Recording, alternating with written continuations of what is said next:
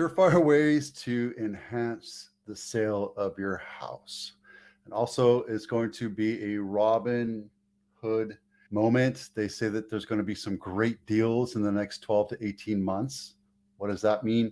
We'll also look at inventory, existing home sales all across the 12 counties of the Bay Area and the Santa Clara County. Let's get moving. Realty Time, surefire ways to enhance the value of your home. Now, this is obvious stuff. It bears talking about because you never know if you're in the market, where to start.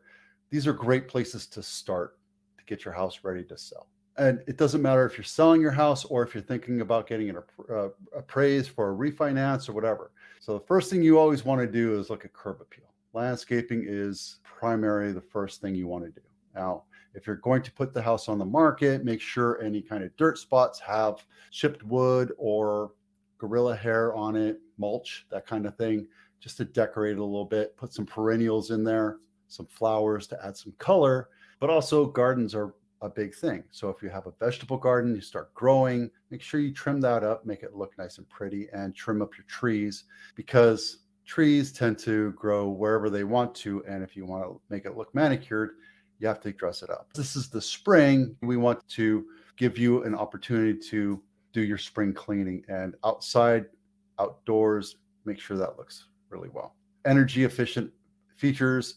So low flow water, update your appliances. However, I don't really want you to buy new appliances. If there were some older appliances, you can do some stuff to dress that up to make it look more modern. There's a lot of things we can do about that. And that includes a new HVAC or updating your HVAC or making sure that's clean. Replace old windows. Now, if it's broken, that's great. And if you have an old historical house, you want to keep those windows. The windows are older, they're historical, they're part of that house. Now, if you have a little cottage or an older house, get the old ones out and put some new ones in. In California, you don't need to do all the high energy efficiency crap. Just get dual pane windows. That's all you need. And the other thing about those inert gas that they put inside there, when it gets too hot, that air condenses a lot more than the air outside. So it actually bows the window. So just keep that in mind. Convert extra space into rooms. This is a dumb article. So convert extra space into rooms.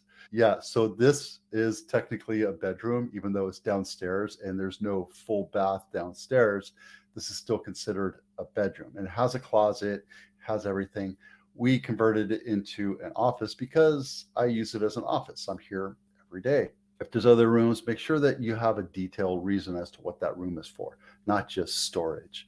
I've walked into multiple rooms lately and it's just storage rooms. So what we do is we take out all the boxes and stuff and create a hobby room or an office or an exercise room, and we give it a purpose. Update the kitchen as well as the bathrooms, right? If you have tile on the counters, etc., those are great ways to add value to a house. The last couple houses that we looked at over the last week, they've all had tile counters on the top. That's not what buyers are looking for. So they're not willing to pay a premium for it. Will it sell? Yes, but not at the price that you're expecting. That makes sense.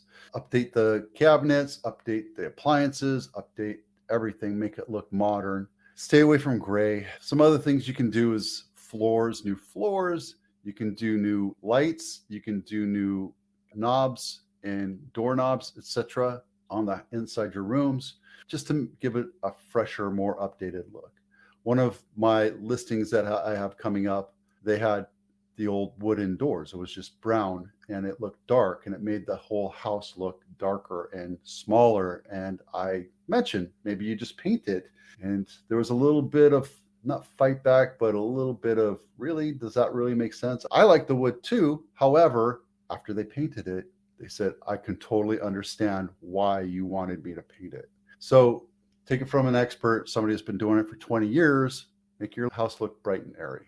Also, get rid of furniture. If you're selling your house, get rid of old furniture. We can bring in some partial staging and make your house look like a new home. So there you go. Real estate fund manager says there's going to be fantastic deals in the next. Now, this isn't for residential real estate. This is for commercial real estate. And we have another article. I'll prove it to you there. So this guy right here is saying that a lot of the loans are coming due in the next 5 years, which we've spoken about before. This opportunity means if you're going to get into real estate, get into real estate on the commercial side, because buying residential real estate as an investment right now has already been played out. It's overpriced.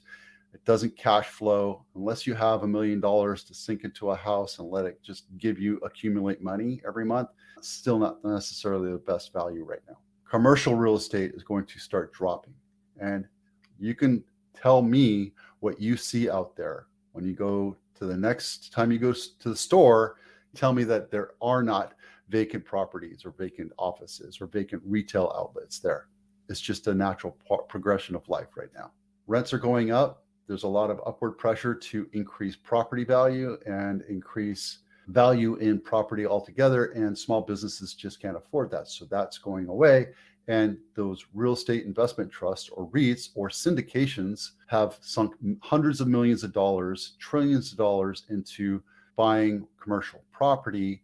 And over the next 5 years, those loans are going to become due. But there's going to be some that will falter or default, which means they go into the bank owned or they have to sell out and then they lose money. Yeah, that's this whole thing right here, seizing the opportunity. What I would say is look into investing into a REIT or syndicate if you can afford it. A syndicate is qualified investor. You have to have $500,000 or more, et cetera. A REIT, you can just buy into it. There's different tax advantages, and we can go into that. I actually have a couple videos on that in my channel. So make sure to watch that if you have questions on that. Bottom line is you're going to have good opportunities to sink money into real estate investment trusts that are starting out and looking for these opportunities. That's got a couple $100 million or $1 billion in assets already, because that might get sucked up. So be careful where you're investing.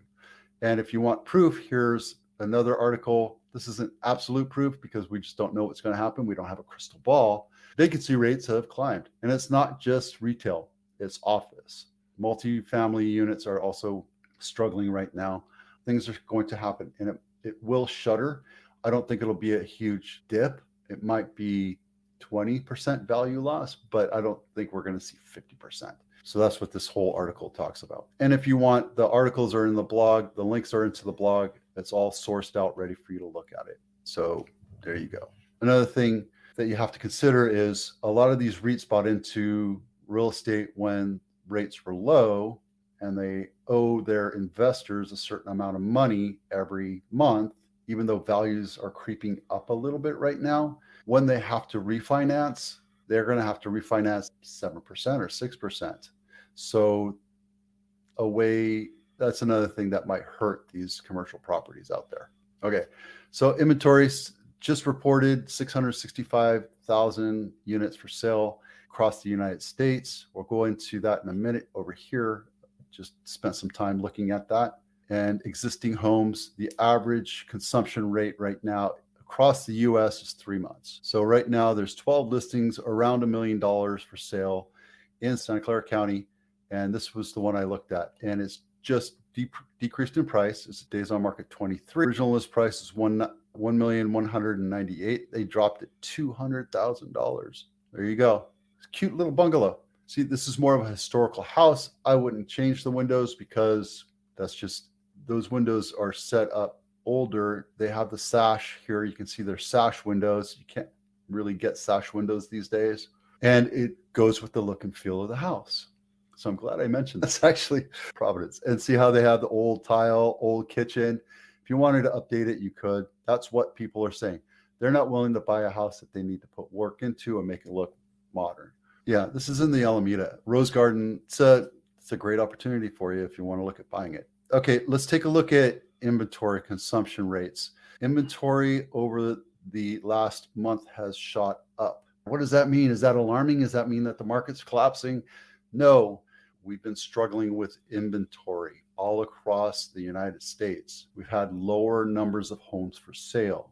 And now numbers are ticking up because this is the spring. These numbers will massage out. This is mid-March numbers. So once these numbers finalize out over the next 15 days, we're going to see these numbers come down. But for right now, it's telling because it shows you that this is the selling season. This is the time that people are going to come in. People will buy houses. We have a lot of buyers out there, and the number here is not alarming because what it's showing you is right now have an uptick of supply. And based over the last 12 months, on average, it takes that many months to sell. It's the same thing here in Santa Clara County. All these cities are showing larger numbers, like Los Altos Hills, it shot up to 26. We put a lot more property, a lot more listings on the market, and we're putting them to sale. And over the next couple days, these will get consumed and these numbers will average out. So it's normal to see this happen. These numbers here are shooting down to zero. That's because we have no new listings in those two cities. Montecito doesn't have anything new for sale right now. So those numbers are based on the last, what's active, and on average, how many months it would take to sell based on the consumption of the last couple months. Now, we're going to look at these over the next 6 months and see how that works and how this evens out. But we're going to see the numbers go up a little bit. The inventory is only one side of the story. Today, we talked about surefire ways to add value to your house: windows, new kitchen, update your kitchen, update appliances and fixtures, make sure that they look new and are new and more energy efficient, and look at investing into the commercial space, either in a